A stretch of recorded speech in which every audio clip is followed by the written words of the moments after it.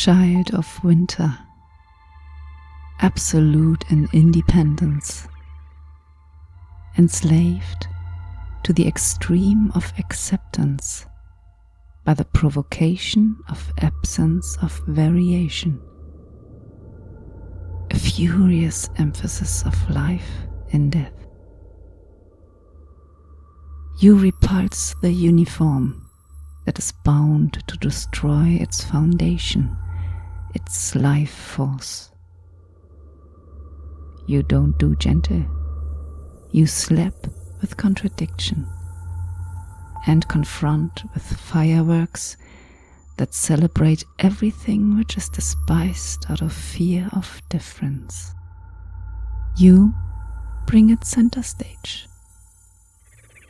Independent of the need to be loved, you show love in the most diverse ways. Firm believer in the equality of beings, physical or other forms. You feel at home in chaos, the breeding ground for peaceful coexistence, where everyone can develop a mind beyond a fixed set of constructs, a sharp instrument, not a weapon. A mind that builds ships to sail through infinity on earth, not space.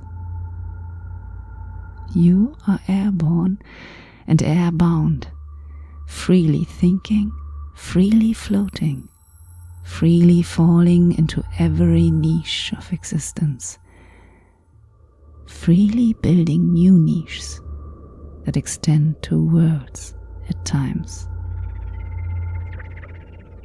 Sometimes your mind is a cruel force, the north wind that sweeps mindsets and thoughts away or imprisons them in the permanent ice.